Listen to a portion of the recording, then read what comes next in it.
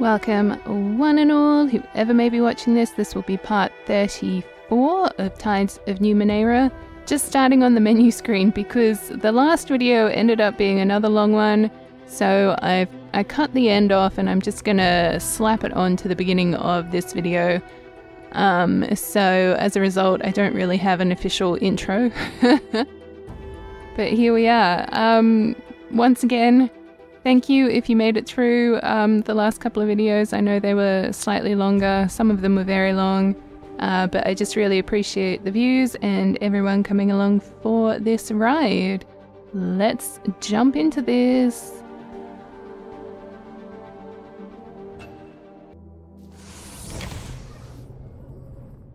You are pulled through the fairy tree and the world goes dark. Your sense of sight has suddenly failed. You try to move your limbs and find you cannot. You're alone, cut off from everyone else.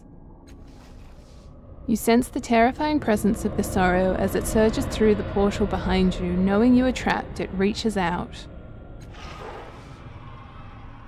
and is held back, shrieking in fury.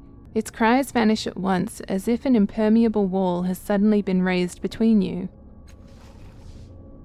In the instant before that happens, however, you sense the roiling, nauseating shape of its mind, through the place in your mind where resides, and pain mingled with the wordless rage. A terrible new sound fills your ears, a chittering, whispering cacophony. Something probes at the edges of your mind, something vast and incomprehensible. Resist with what little might I have, let's do it. Yeah, that's a failure. That's all I could do though, that's so miserable. The probing of your consciousness grows more insistent. Thoughts and emotions rise unbidden, only to be pushed aside in quick succession. No! With a searing pain, something forces deep into your mind. You scream in agony, memories flash past your eyes beyond your control, tearing from one to the next. Then without warning it stops. You feel a sudden sense of recognition and perhaps surprise. The chittering fades and you slowly wake.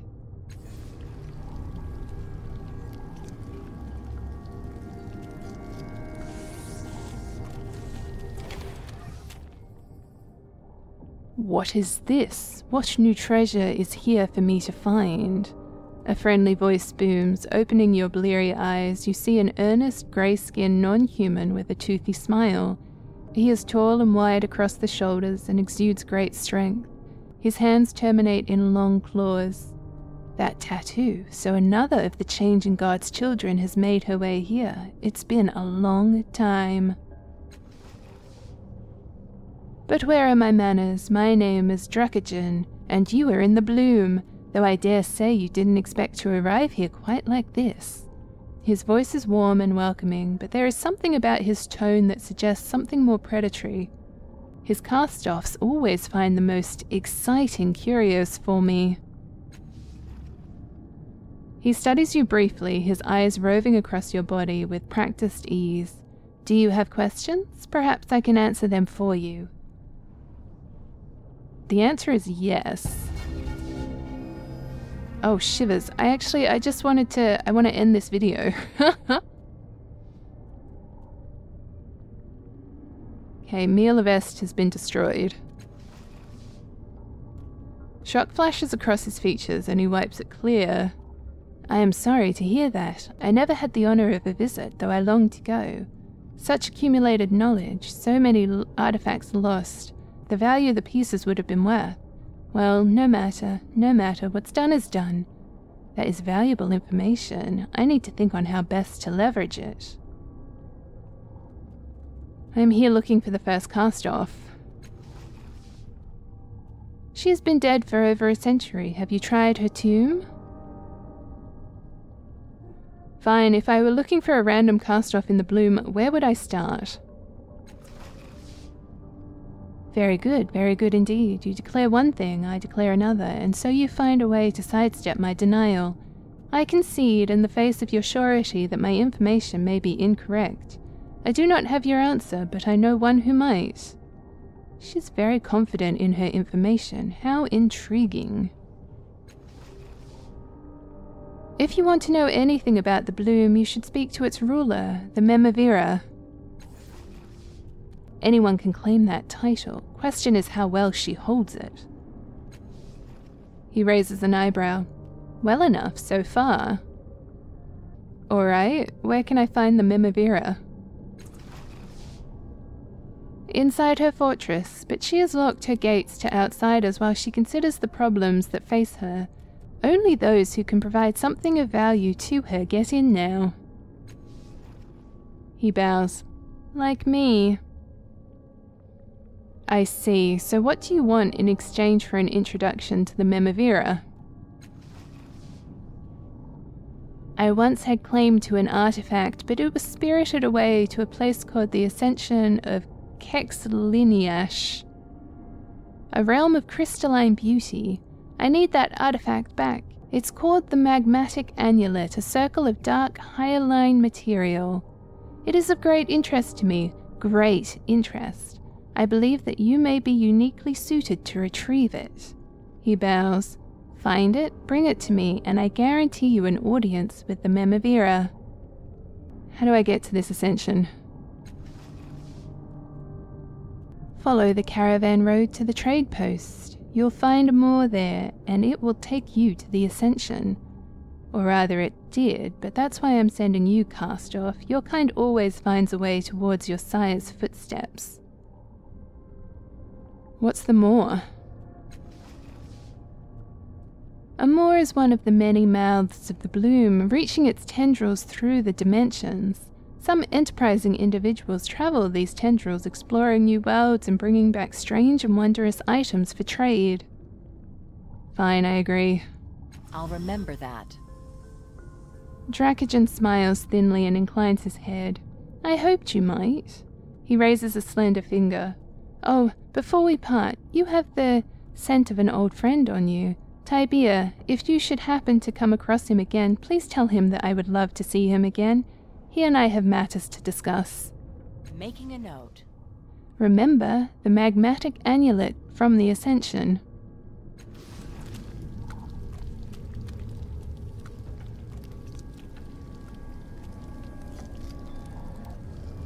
Alright, cool. We got nothing. Oh yay, we can at least sleep. That would actually be good for a lot of us. Let me also level everyone up. Okay, so everyone is leveled up.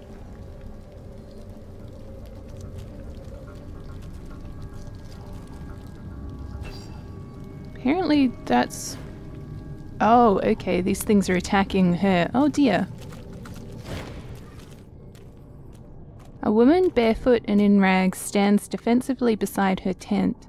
Despite her obvious poverty, she crosses her arms and holds her chin high. And what do you want? Another dangerous-looking one. Gods, is there no end to the predators in this place? Who were those people who ran off? She points her chin in the direction of the tunnel that leads out of the courtyard. They're called Delny and Vrung. They've been squeezing money out of me for months. Protection, they call it, though obviously they only mean from them. I wish I could do more than simply cave to their demands, but as you can see, I'm not exactly equipped to defend myself. It's all I can do to survive. Maybe I can help. Where did they go? Making a note. They crawl out of a hole somewhere deeper in the bloom. Little Nihilish, I think it's called. I'm not the sort to wish violence upon anyone, even people like them, but I hope something happens to stop them. I'm so naive, hoping for help. Still, no harm in pointing out one potential thug to another. Look at her closely. You notice immediately that her rags are actually made of a high-quality fabric. It appears they were once a fine green dress or gown. Though it is now filthy and torn, she catches you looking and straightens her posture, seeming almost regal for a moment. Tell me about yourself. I just want to see if she'll let us, like, sleep here or anything. Oh yeah, I'd like to sleep here. Oh yes, 65 each!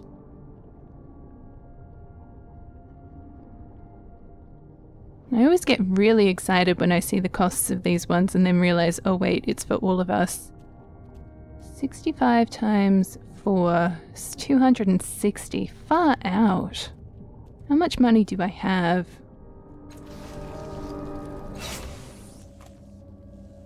Alright, that's half of what I got. But we need to rest, so...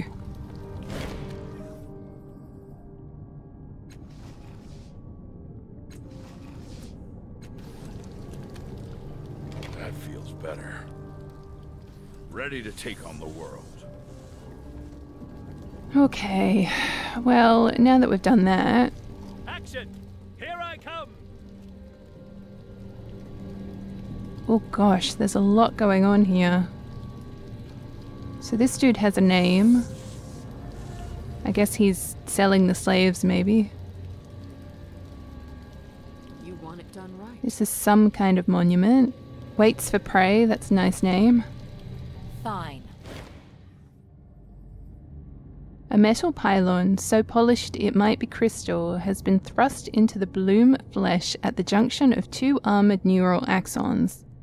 Whether the bulbous protrusion around it is an effect of this invasion or whether it is the reason for the insertion in the first place is impossible to judge. Like so much of the bloom, it oozes both mystery and mucus. I guess examine it. The pylon's purpose is unclear and the polished metal reveals no further clues. You notice, however, that there's a deep sulcus in the bloom flesh where it meets the pylon. The talc filling the crevice makes it impossible to tell what, if anything, is inside. Let's study the bloom flesh and everything else around it. Judging from the ancillary organs that protrude from the nodule, it seems to be the organ equivalent of a regional control center, not a true brain, but something more than a mere cluster of nerves. It's unclear whether it is part of some larger mind or a near-sentient organism of its own. Sure, let's reach in. Your forearm deep in warm mucousy talc when your fingers brush against something with a hard edge, obviously not part of the bloom flesh but also distinct from the pylon. Unfortunately, your touch has dislodged it and it begins sinking deeper into the crevice. Try to grab it. Use all my might. Why does he only have 2? What has happened there?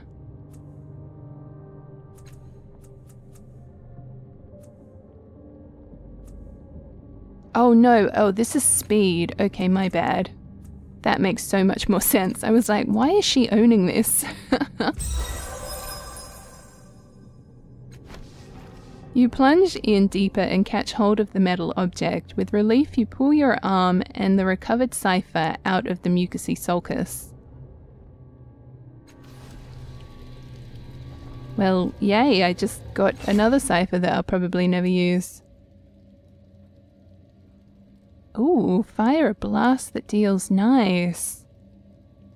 Okay, I have to somehow remember. Oh, you want to talk to me? Alright, Eritas. Oh? Oh, it's you. Can I ask you something? If you didn't know better, you'd think he looked thoughtful. He rubs the side of his face, then the corners of his sleep-bruised eyes. I've been pondering some things for over an hour about what happened back there in Miela Vest. All those people with stories so like your own, and now so many of them have just stopped, and I barely knew them at all. How? He pauses, toying with the doublet and staring at the sky. His glow pulses, growing brighter and brighter until it is hard to look at him directly. How are they supposed to be part of my story if they're dead? We don't like this thought. Suffuse him, blind him, yes. You talk about them like they didn't exist before you came along. They were important too.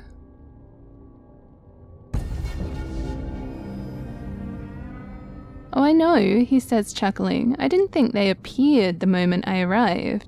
He shakes his head. It must have been hard for them, you know, waiting for me to get there, knowing that things would be so boring until I did. Then he slaps his forehead. We weren't talking about me. We were talking about your family. There he begins, then winces. The glow around him is glowing brighter than it ever has before. He doesn't appear to notice, however. Their stories are over now, aren't they? I mean, unless they come back at some dramatic moment more powerful than they were before. I love doing that. He's still talking. We are filling his eyes and thoughts, and he is still talking.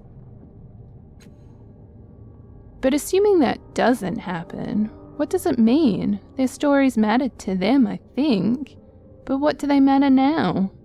The golden light of his aura and his casual words can't quite hide the glimmering beads of sweat rolling down his cheeks. I like to think they live on, in our memories, if nowhere else. The stories of theirs that we know are part of something larger now. Yes, he says wistfully, a larger story. I've always lived a life to the next adventure, but now I'm wondering where it will end. What will it be like? He pauses, shocked by his own thought. What will happen after? You will inspire others to follow your example, to host us, to entertain us.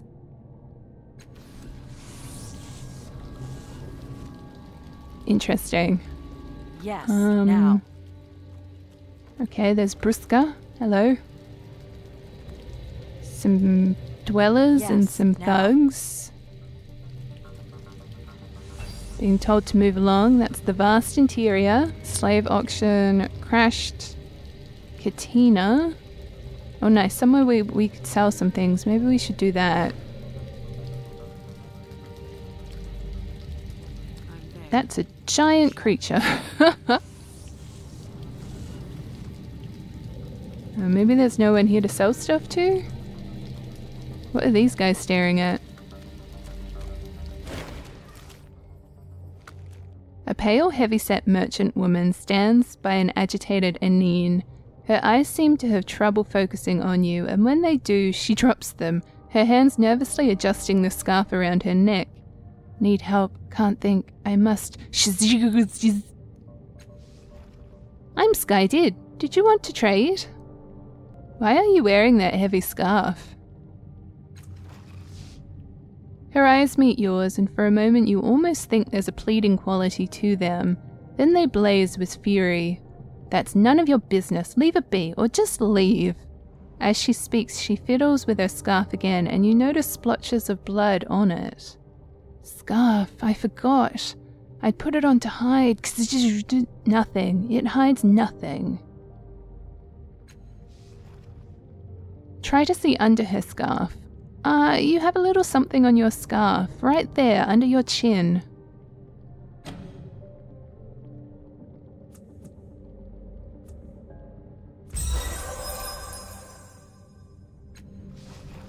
Oh, critical success, nice. I do? Where? The woman pulls the scarf from her neck to look at it, revealing jagged, still bleeding teeth marks on her throat. She sees you staring at them and realizes she's been duped. Dirty tricksters, she snarls as she pulls the scarf tight again. Go try your games on someone else. Please, just leave us alone. She glances at the Anine, eyes wide, like a child with a guilty conscience. Just leave us alone, she hisses, waving you away. You realize the marks on her neck match the blunt teeth of a large herbivore, like her Anine.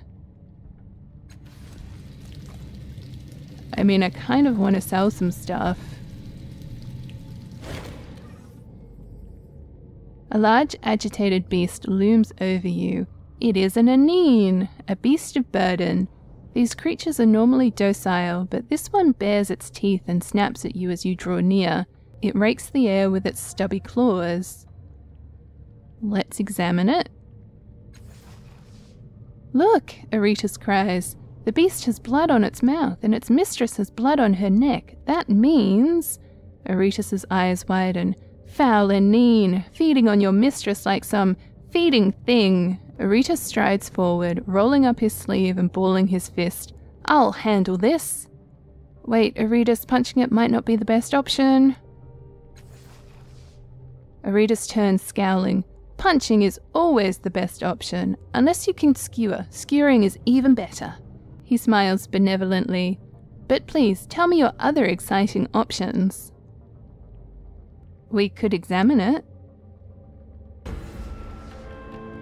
To find the best place to punch it? Excellent idea. Examine to your heart's content. Well, I don't necessarily want to touch it, but I can't examine it either, so we're gonna touch it. As you approach, it snaps its head forward, snarling. I'm gonna let it bite me. The Anine bites your hand, drawing blood even though its teeth are blunt. It shakes your hand back and forth, then releases you and you stagger back. Okay, I don't know. I thought maybe that would show us something. Skydeard swallows hard as you face her, glancing back and forth between you and the beast. You know. She adjusts her scarf over the teeth marks on her neck. I can help. Just tell me what's happening to you.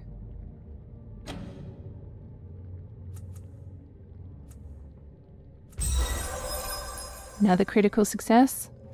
Oh, okay, whatever. My Anine, it feeds on me. Suckles the blood from my neck. For some reason I can't... No, I don't want to make it stop. She shakes her head, trying to clear it. But that's a lie. I do want it to stop. Her voice quavers in terror. I think the bloom did this. To my Anine and to me. Tied us together somehow. It's in our heads, and I can hear it whispering to me. Fight the bloom. Concentrate on the whispers and drown them out. Push them from your mind. Might as well use all my intellect, you know? Oh, 70. I doubt this is going to work. Yeah, I didn't think so. She groans, her whole body shaking as she struggles against the bloom. At last she sags, defeated, barely able to stand. I can't. It's too big and I'm so small. She glares at you. Why did you make me do that? Now my head hurts worse than ever. Your Anine bit me. Did it draw blood? She seems suddenly alarmed. No, it wouldn't have. You're lying, trying to make me send it away, but I won't. Alright, let me see what you have for sale. I've got some stuff to sell. That's mostly what I want to do. How do I sell things?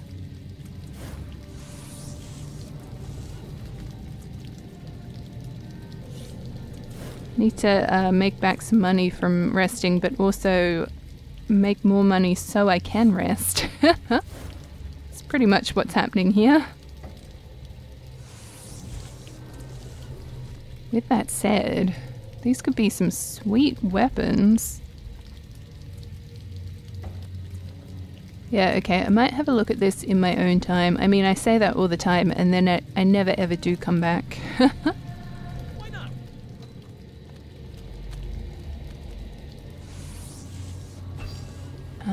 Okay, so we've got this exute here to the vast interior. I am the very soul of action. Alagern, it wouldn't hurt you to smile once in a while. It would hurt someone, all right. Your smiles are dangerous. Your laughter must be deadly. All right.